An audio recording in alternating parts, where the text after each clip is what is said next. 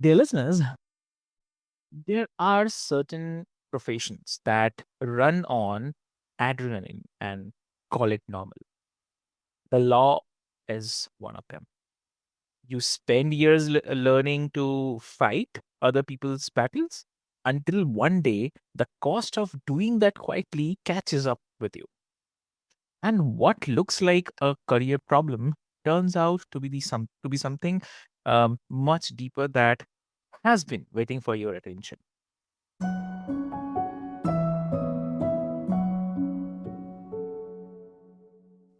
So, hey, listeners, welcome back to another powerful episode of Healthy Mind, Healthy Life. I'm your host, Avik, and today, my guest, please welcome Dave Albrechta. Welcome to the show. Thanks, Avik. Thanks for having me. Amazing, amazing. And dear listeners, before we delve deep into the discussion, I'd quickly love to introduce you to Dave. So, Dave is here to talk about lawyer burnout, what healthy conflict actually looks like, and how to stay grounded as a person when life puts you through the kind of transition that pulls everything up by the roots. So, I'll not take much of your time, dear listeners. Let's get started. And Dave, welcome again. And so before we go in, Dave, if you can share with us, uh, what does a real day off look like for you now? Not the productive kind, but the actual kind, when where nobody is asking anything of you, and you have nothing to prove to yourself either. Yeah. Great question. By that definition, I don't think I have days off because I have two little kids. So there is always somebody asking something of me or in in some way. But I we have two young boys, 4 and 7 years old, and we my wife and I homeschool them, so we're with them a lot of the time, which is great. It's really how I want to be spending my days away from work, from traditional work. Mm. It's still work raising kids, but it's a very different version of it. And I guess I could answer that. We're leaving in a couple days. We bought a van last year, and so we do a lot of camping, and that's my ideal day off is being out in wilderness somewhere with my family and just being in nature. Got it. So I want to start with a kind of misconception also. Like I see all the time, especially in lawyers, founders, doctors, anyone whose job is to kind of absorb other people's pressure. So uh, Mhm. like when people hear lawyer burnout, they picture kind of exhaustion, the long hours, too many cases, not enough sleep. But the kind of burnout you have lived through is, I'd say, much deeper than that. Um, so, what does the world get wrong about what is actually breaking down inside a person in a high conflict profession? Yeah, that's a really great question. And the reason it's a good question is because burnout is this umbrella term that we overuse, in my opinion. It's a term that I mean, the English language has many shortfalls, and one is that we oftentimes don't have words that are more nuanced about these types of experiences. And so, first of all, burnout is the metaphor, and it's not real. Mm. When we say I'm burned out, you're not actually burned out. There's not like a actual fire burning you from the outside, the inside out. That's not what's really happening. And anytime we're speaking in metaphors, there's enormous opportunity for miscommunication because metaphors mean different things to different people. And and so burnout's a great example of that. Someone may use burnout for like the definition you just used, which is too many hours, not enough sleep, too many cases. That's certainly a version. Someone may also use burnout who is struggling with perfectionism and is just constantly kind of obsessing over their work product, and that gets to be to a point. of burnout. What I experienced was a misalignment with my core values and what I was doing every day at work. Um, and that's a type of burnout. So, again, it's this umbrella term that really doesn't Mm, specifically speak to the individual's experience. And that's that's a problem, just because we all use that term rather flippantly and it gets applied all the time, but we then lose sight of what that individual's experience actually is. And that can have the effect of either making the person's experience kind of bigger or more heavy than it actually is, or the reverse, where someone's having a really big, intense experience mm, and you say, oh, well, that's just burnout. And it kind of undermines or devalues what they're actually experiencing. So mm, it's a great question. And I think I answered it, but to mm, be clear, mine was a type of burnout that really had to do with the way I was showing up in the world as a lawyer mm, day to day, and the way I was helping my clients really didn't align. I've learned with how I want to contribute to the world and how I want to be showing up and the example I want to be setting for my kids. yeah, exactly, exactly. And definitely, I mean, obviously, like when you um uh, like uh, I mean, the hours are not really the kind of story. The cases are not really the story. So, what was actually breaking down inside you that the workload was just making kind of louder?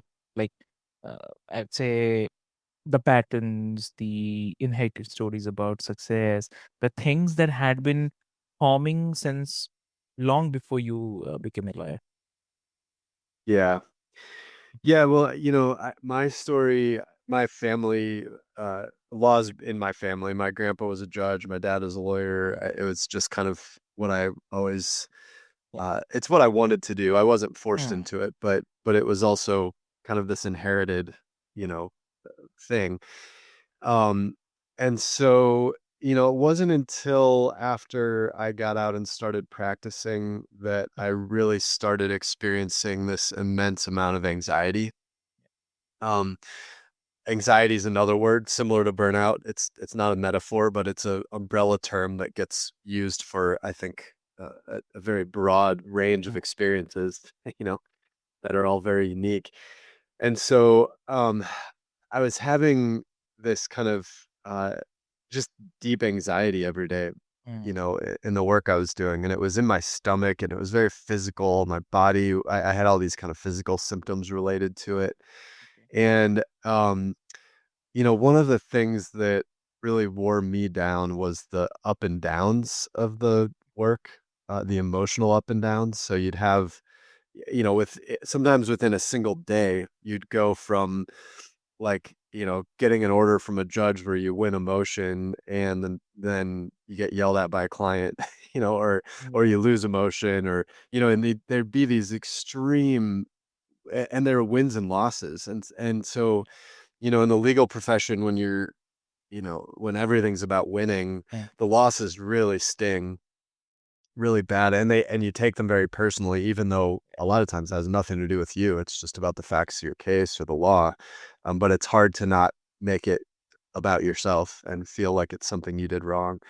So that was really exhausting. Those kind of real highs and lows Mm, all the time. That was exhausting. And then there was this broader pattern, which I didn't see. I was talking to someone the other day about how I think it took me, I practiced for 10 years and I litigated for 10 years. And it took 5, 6 years until I was really comfortable doing the work. And I had kind of gotten over that initial hump of learning what I'm doing.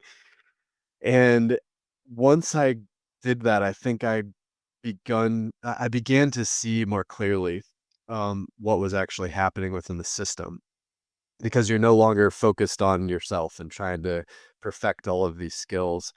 And as things become easier at work, then you start looking around and being like, wait a second, like what am I really doing here? mm, And these patterns emerged primarily of clients' expectations. So they come into the legal system expecting, quote, justice, and everyone's got a slightly different version of what that means for them. And a lot of it has to do with TV or movie type experiences. They expect they're going to get this day in court where the other person there's this big aha moment and everybody, oh, we can't believe they said that. And the judge yells at the person and they get their day, with this Mm, glorious victory, which doesn't usually happen.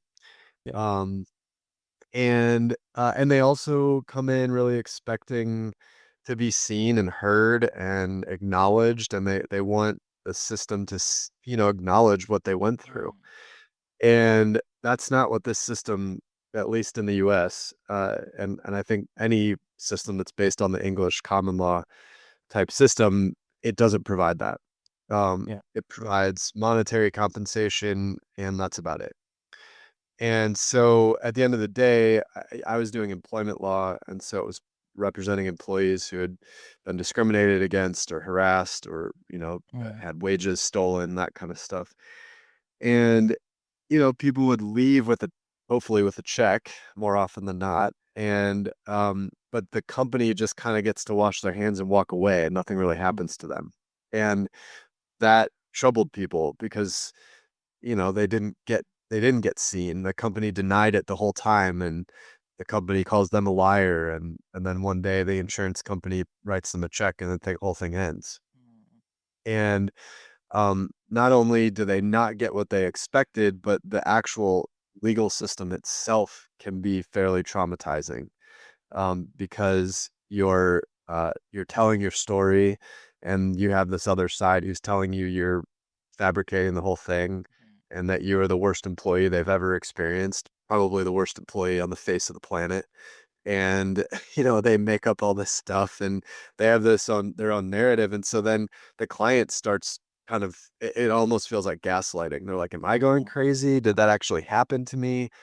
All I wanted was them to acknowledge this and not do it to someone else. And so it's very confusing for the mind and the brain, and a lot of people leave kind of worse off, in my opinion, from a mental health standpoint. I mean, we might be able to get them some financial compensation, and maybe that helps in some areas, but a lot of times I think even if they don't know it, they leave in a worse place than when they came to see us. And that pattern I was deeply mm, uncomfortable with. got it, definitely. And if I also ask is this that um like the practical way, I mean, right? You have lived through what you called an existential crisis, the kind that does not just rearrange your calendar, but rearranges your sense of who you are. So, people listening are going through their own versions of that right now, like divorce, identity shifts, um, faith crisis, career ruptures. So, what is the practice that has actually kept you grounded through uh, that kind of transition? Yeah. Well, um, I'm there's a lot of things. I have a fairly consistent, mindfulness practice. So I've been meditating for 15 years or so. That's helpful. Um, that said, um, meditation's really great, but this is obvious, but it doesn't fix anything.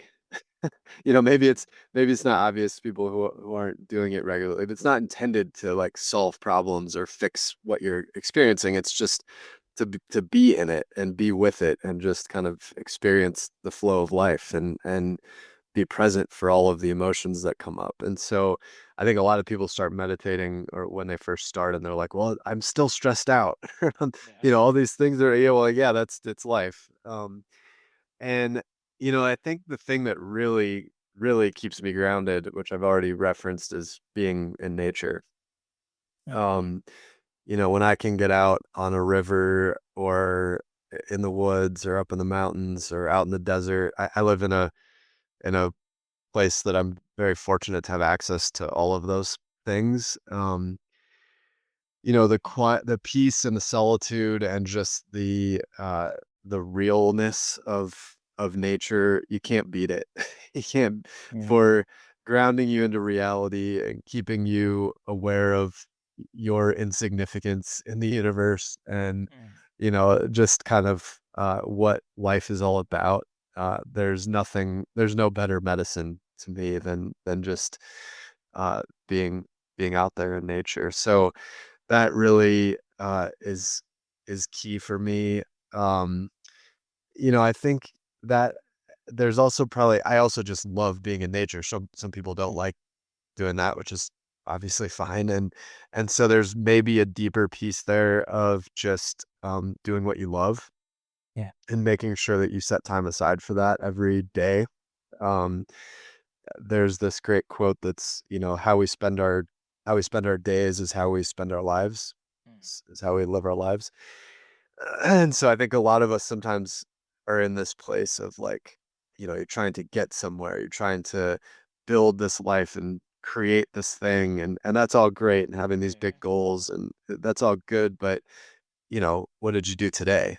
Because Definitely. that's what matters. So if you love music, play music every day. If you love art, do art every day, even if it's 5 minutes. That whatever brings you joy is Mm. really, I think, what is the best way to ground yourself and stay present in everyday life. Exactly. What a lovely way of saying, yeah, definitely. Because the patterns that broke you down first time do not just disappear, they come back, especially when Yeah. you are tired or scared or the stakes go up. So how do you handle the moments when you catch yourself slipping back into the old lawyer brain, the old conflict avoidance, the old hustle to outwork that feeling? Is it? Yeah. Mm. Yeah, I think a few things on that. Um it's absolutely, I think, in my opinion, absolutely correct. Like these things don't go away. And who you are is who you are, and how you react to things, in your stress response, whatever your go-to is, your fight, flight, or freeze mode is always going to be there. Um, Before I answer it directly, I'll say, one of the things I've noticed, and for any of your listeners who are going through this type of existential crisis or whatever they're choosing to call it, um, I found that, like I was talking about earlier, I had this reaction to Mm. when I was a lawyer that was deep in my belly, very physical. Mhm. I always called it anxiety. Um, and I spent 10 years trying to manage that, I mean, I did everything. I, you name it, I tried it. Sound baths and sound healing and acupuncture, qigong, multiple therapists, all kinds of breath work and meditation, and just Mm. trying to find something that would make that feeling go away. Because I disliked it so much. Mhm. What I found at the end was that was my body telling me that I was not doing what I'm here to do. Mm. And as soon as I stopped litigating and stopped showing up in that way, I have not had that feeling since. It completely went away. Now, I still have stress and anxiety. Mhm. Um, that, like you said, that's not going away anytime soon. Um, and Mm. but that deeper feeling that was my body telling me very loudly, knock it off. You know, Mm. just stop doing this to yourself. That did go away, and it wasn't something I could put a band-aid on because it was this deeper misalignment that I was experiencing. So, now, when for a good example, we're leaving on a big trip in a couple of days, like I Mhm. mentioned, and anytime before a big trip, I'm sure this is a fairly common experience. We're running around, we're staying up late, we're trying to get all the things done, Yeah. before we go, all these self-imposed deadlines. And I think the best thing I do in those spaces, it really is just trying to have some kind of touchstone to come back to. Um, like I said, finding something I enjoy, even if it's to go out and go on a walk. Again, I think I'm always going to come back to it's going outside. Um, and sometimes my wife and I will joke about just we'll send the other one outside to check the weather. Can you just go check the weather for me? Just go look up at the sky Yeah. and feel outside for a minute. And that helps kind of tap back in, to that space.